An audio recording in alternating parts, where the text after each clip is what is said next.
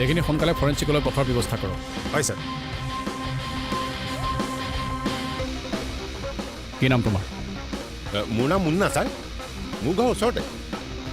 মই অলপ আগতে এইফালে ওলাই আহিছোঁ, তেনেতে গাড়ী এখন পাৰ হৈ গৈছে।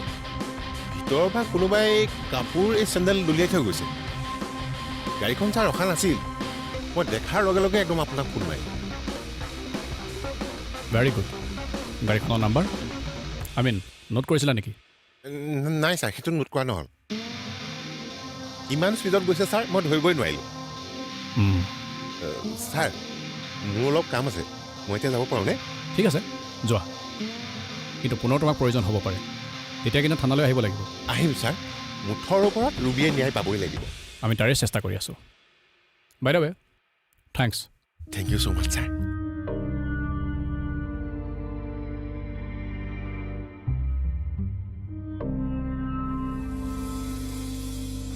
ৰুবিৰ মাক দেউতাক আৰু জীৱন দত্ত। ছাৰ, বাইকখনৰ কালাৰটো ৰেড আছিলে। বাইক? কিন্তু সেইদিনাখন তুমি মোক কৈছিলা যে গাড়ীৰ পৰা কাপোৰযোৰ দলিয়াই যোৱা বুলি। গাড়ী কিয় ক'ম ছাৰ? মই বাইকৰ কথা কৈছিলোঁ, আপুনি চাগে পাহৰিলে। পুলিচে কথা নাপাহৰে ৰাতুল। ৰাতুল? কোন ৰাতুল? মোৰ নাম মুন্না ছাৰ। কি কোন ৰাতুল? তোমাৰ নাম ৰাতুল নহয় জানো? সেইদিনাটো তুমি তোমাৰ নাম ৰাতুল বুলিয়ে কৈছিলা। হাৰে, মোৰ নাম মই ৰাতুল বুলি কিয় ক'ম ছাৰ? মোৰ নাম মুন্না, মুন্না হুছেইন। ৰাতুল হুছেইন তোমাৰ নাম, তুমি পাহৰিছা? নহয় ছাৰ, মই নিজৰ নামটো কিয় পাহৰিম? মোৰ নাম মুন্না ছাৰ, আপুনি পাহৰিছে চাগে। বাৰু, মোৰ ভুল হ'ল। তুমি যোৱা। ঠিক আছে ছাৰ। ছাৰ, ৰুবি প্ৰেমিক ৰিদীপে সুধিছে সি তাৰ কামৰ জেগালৈ ঘূৰি যাব পাৰিবনে? পাৰিব বুলি কোৱা। এনেও ৰুবিৰ হত্যাৰ লগত তাৰ কোনো কানেকশ্যন নাই।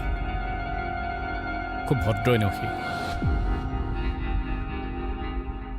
সেইকাৰণে চাগে তাক ৰুবিয়ে ইমান ভাল পাইছিল।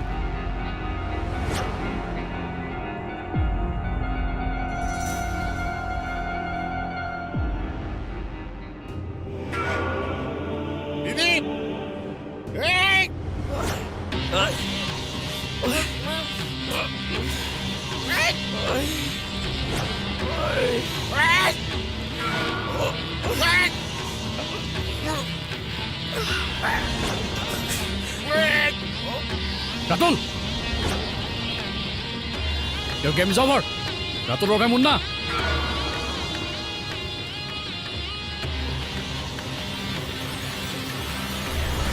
Boss, arrest him!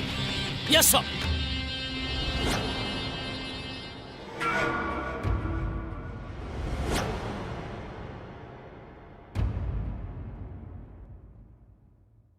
তাইৰ বাবে সেই সম্পৰ্কটো 5 দিন হ'ব পাৰে, কিন্তু মোৰ বাবে নহয়।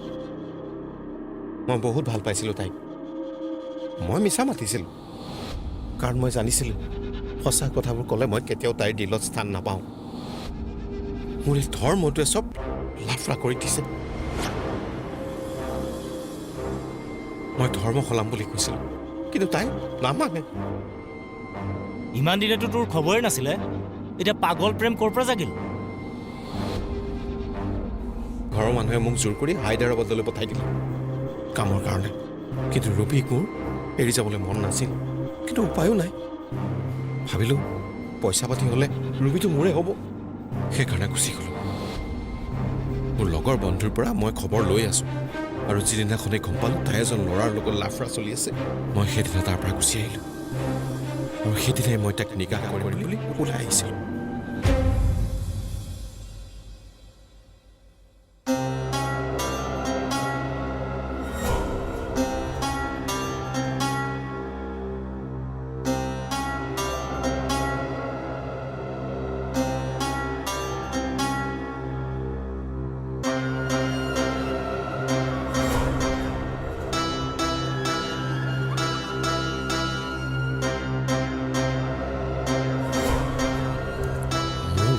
তোৰ জিন্দেগীত কাৰো নাম থাকিব নোৱাৰে। এৰি দিয়া না, বল এৰি দিয়া না, এৰি দিয়া না।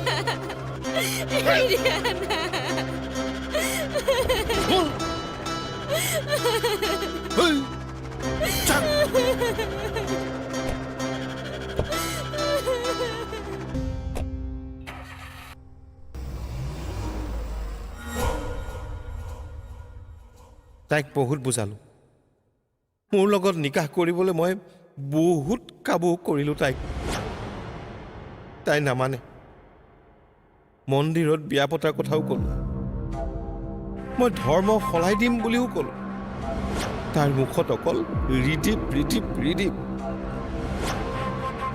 মোৰ সহ্য নহ'ল বহুত জোৰেৰে খংটো উঠি গ'ল আৰু খঙতে মই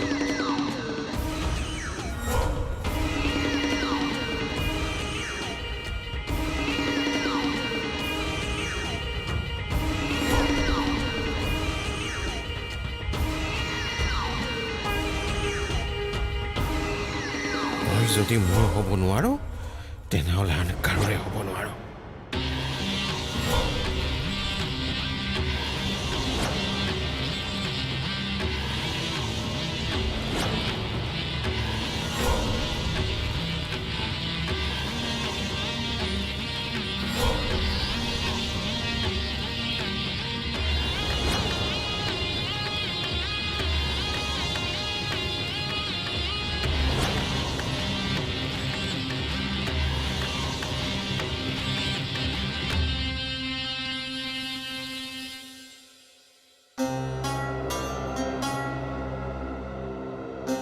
তাৰপিছত 2 দিন 2 ৰাতি মই তাৰ বডিটোৰ লগতে শুই থাকিলোঁ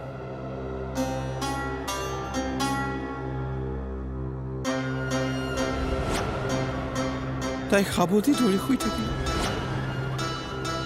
ইমান ভাল পাইছিলোঁ মই তাইক You bastard! ইয়াক ভাল পোৱা বুলি নকয় পাগলামি বুলি কয় তই যিটো কাম কৰিছ এনেকুৱা কাম জন্তু জানোৱাৰেও নকৰে নিজৰ ভাল পোৱা ছোৱালী কোনোৱে এনেদৰে হত্যা নকৰে বুজিলি Damn it! বৰ্মন আদালতে ন্যায় দিয়াৰ আগত আৰু আদালতে ইয়াক মাতাৰ আগত ইয়াৰ এনেকুৱা অৱস্থা কৰক ইয়াৰ যাতে ভাল পোৱা ওলাই যায় ঐ ৰুবিয়ে ন্যায় পাবই লাগিব তোৰ আগত তোক লৈ যাও কিয়াক লক ইয়াক বল বল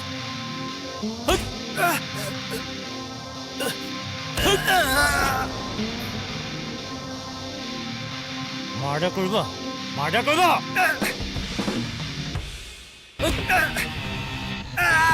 মাৰ্ডাৰ কৰিব হা ছোৱালী মাৰিব হা মুন্নাৰ দৰে এনে পাশবিক কাণ্ড কোনেও যাতে কাৰো লগত নকৰে তাৰ বাবে আমি প্ৰাৰ্থনা জনাইছোঁ কিন্তু এইখন পৃথিৱীতে প্ৰেমৰ নামত এনে জঘন্য ঘটনা প্ৰায়ে সংঘটিত হৈ আছে প্ৰেমে মানুহক জীৱন দিয়ে জীয়াবলৈ দিয়ে প্ৰেম ধ্বংসৰ বাবে নহয় সৃষ্টিৰ বাবেহে হয় মুন্নাই নিজকে বহুত বেছি চালাক বুলি ভাবিছিল সেইবাবে সি কাপোৰ আৰু চেণ্ডেল লৈ দুইখন ঘৰৰ মাজতে নাটক কৰিছিল কিন্তু ক'ত সাৰি যাব অপৰাধ আৰু অপৰাধী কেতিয়াও সাৰি যাব নোৱাৰে অৱশেষত আদালতে মুন্নাৰ মৃত্যুদণ্ডৰ ৰায় দিলে আৰু ৰুবিয়ে ন্যায় পালে আপোনালোকে চাই থাকক অপৰাধ অনুসন্ধান মই বৈকুণ্ঠ প্ৰিন্সে আজিৰ এই খণ্ডটোৰ পৰা বিদায় লৈছোঁ